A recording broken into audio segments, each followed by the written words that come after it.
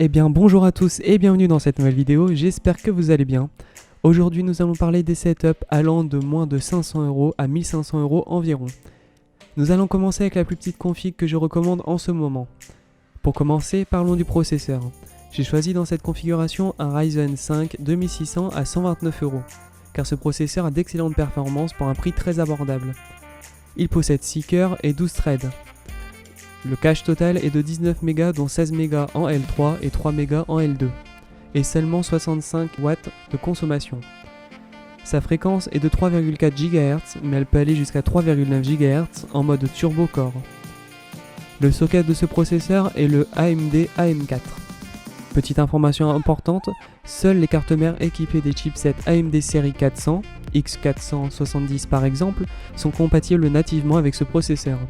Pour les cartes mères AMD série 300 comme les B350 ou A320, un BIOS récent est nécessaire. Assurez-vous de disposer de la dernière version du BIOS de votre carte mère avant toute tentative d'installation. Nous ajoutons donc une carte mère série 400 à cette configuration telle que la Gigabyte B450M DS3H qui a un excellent rapport qualité-prix, ainsi que 16 Go de RAM cadencé à 2666 MHz.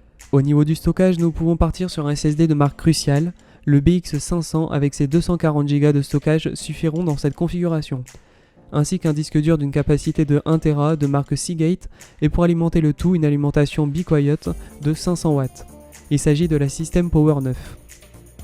Pour monter cette configuration, j'ai choisi un boîtier Q500L de chez Cooler Master, le Masterbox, qui a lui aussi un bon rapport qualité-prix. Cette configuration a un coût total de 483,30 € pour une bonne configuration globale.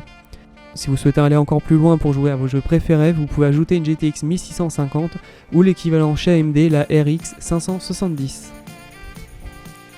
Passons maintenant à la deuxième configuration. Cette configuration permettra de jouer à tous vos jeux préférés en 1080 pixels sans aucun compromis, et même à certains jeux en 1440, mais avec quelques petits compromis.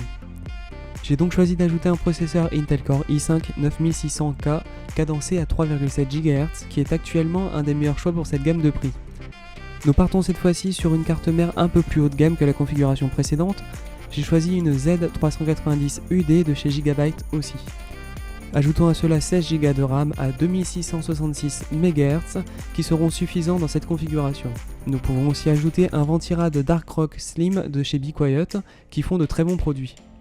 Du côté de la carte graphique, nous partons sur une 1660 Ti de KFA2 qui possède 6 Go de RAM et qui fera fonctionner tous vos jeux sans compromis sur un écran Full HD.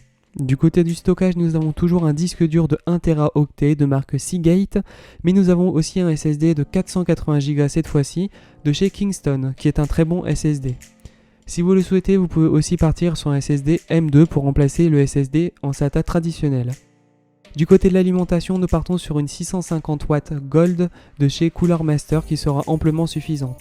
Pour le boîtier que j'ai ajouté dans cette configuration, il s'agit du même que la configuration précédente, mais vous pouvez très bien ajuster en fonction de vos préférences ou de vos moyens.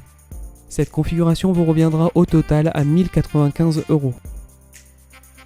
Passons maintenant à la configuration ultime de cette vidéo. Avec celle-ci, vous pourrez jouer sans aucun souci à tous vos jeux préférés en très haute résolution. Elle est aussi idéale pour d'autres usages tels que les rendus 3D et les montages vidéo. J'ai donc choisi de partir sur un Intel Core i7 9700K cadencé à 3,6 GHz. Ce processeur sera installé sur une carte mère Z390 Tomahawk de chez MSI. Pour compléter cette configuration, nous ajoutons 16 Go de RAM ou 32 Go en fonction de vos besoins, cadencé à 3200 MHz. Nous ajoutons aussi un Ventirad qui sera bien meilleur que celui fourni d'origine avec le processeur. C'est le NH-U12S de chez Noctua qui a une excellente réputation. Ajoutons à cela une carte graphique RTX 2060 Twin Fan avec 6 Go de RAM de chez Zotac qui est une excellente carte graphique. Le stockage n'a pas changé dans cette configuration car vous pouvez aussi l'ajuster en fonction de vos besoins. Nous partons donc sur un disque dur de 1 Teraoctet ainsi qu'un SSD de 480 Go de chez Kingston ou un SSD M2 NVMe. Pour le boîtier, nous partons cette fois-ci sur un NR600 de chez Cooler Master qui a un design sobre mais très élégant, ainsi qu'un très bon rapport qualité-prix. Et pour alimenter cette grosse configuration, nous partons sur une 650 watts Gold de Cooler Master elle aussi.